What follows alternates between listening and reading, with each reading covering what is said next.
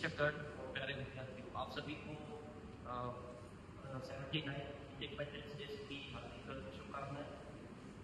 आज का दिन आप सभी जानते हैं हमारे पूरे भारतवर्ष के लिए ऐतिहासिक दिन होता है, क्योंकि आज ही के दिन अंग्रेजों की एक लंबी दास्ता के बाद लगभग 900 वर्ष की गुलामी के बाद उनको स्वतंत्रता प्राप्त हुई थी।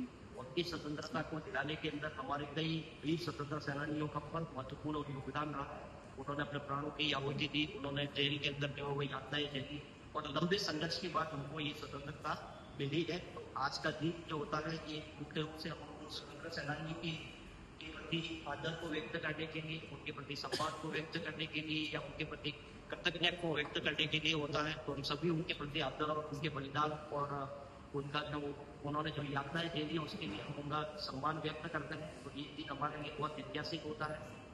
हमारे स्वतंत्रता सेनानियों ने ये आज़ादी की लड़ाई के बाद एक सुदृढ़ और समृद्ध राष्ट्र की संकल्पना करी थी। तो आज़ादी के बाद अगर आप देखें तो ये लगभग 80 वर्ष के समय के बाद जो है हम लगभग उस अवस्था के अंदर आ चुके हैं कि आज हमारा देश जो होता है वो हर क्षेत्र के अंदर, चाहे वो शिक्षा का क्षेत्र हो, चाहे वो कृषि का क्षेत्र हो, चाहे वो विज्ञान का क्षेत्र हो, चाहे वो तकनीकी का क्षेत्र हो, चाहे वो अंतरिक्ष के क्षेत्र में हो, चाहे वो खेल के क्षेत्र में, हर क्षेत्र के अंदर वो एक बेहतर कर रहे हैं और पूरे विश्व के अंदर भारत का परचम लहरा रहा है। तो इसमें कहीं न कहीं हमारी जो युवा पीढ़ी है, या भारत के युवाओं का देश है, आप जैसे युवाओं की जो है वो इसके अंदर बहुत बड़ा योगदान है। और इस अवसर पर मैं ज्यादा कुछ नहीं कहूँगा, मैं चीज ये कहूँगा कि हमें इस अवसर पर एक शिक्षा भी लेनी है और एक संकल्प भी करना है। तो शिक्षा तो हमें ये लेनी है कि हम लोगों को ये बताया जाता है या हमें ये सबको पता होता है कि हमें आज़ादी कैसे मिली, लेकिन हमें ये नहीं बताया जाता कि हम गुलाम कैसे हुए। तो हमें ये चीज जरूर पता करनी चाहिए, हम गुलाम क्या हुए, हमारे अंदर क्या कमी रहेगी, हमारे देश में ऐसा क्या था जिसके कारण हम गुलाम हुए। ठीक है, तो इससे एक सबक लिया जा सकता है कि आगे ऐसी कोई परिस्थिति देश के अंदर डेवलप नहीं हो जिससे हमें वापस गुलामी की तरफ अग्रसर होना पड़े।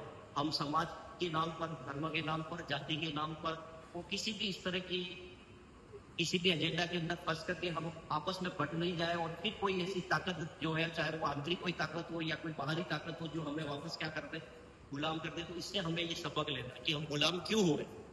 दूसरी चीज है कि आज के दिन हम सभी संकल्प करें कि हम सभी युवा हैं और ये युवा पीढ़ी के हाथ में देश है। तो आगे हम सभी ये संकल्प करें कि हम जिस क्षेत्र के अंदर रहे, आप चाहे जीवन के अंदर किसी भी क्षेत्र के अंदर रहे, आप नौकरी के अंदर रहे, व्यापार के अंदर रहे, किसी भी क्षेत्र के अंदर रहे, हम राष्ट्र प्रथम यानी नेशन फर्स्ट की भावना के साथ हम हमेशा इंडिविजुअल ग्रोथ को जो है वो ज्यादा महत्व न करके जो देश के जो ग्रोथ को महत्व देते हुए हम अपने कार्य को, हम अपने जो अपना दायित्व है, हमारा जो कर्तव्य है, उसका पूरी तरीके से ईमानदारी के साथ क्या करें, निर्वहन करें। तो इसी से हमारा एक सुदृढ़, समृद्ध और लोकतांत्रिक राष्ट्र का निर्माण होगा।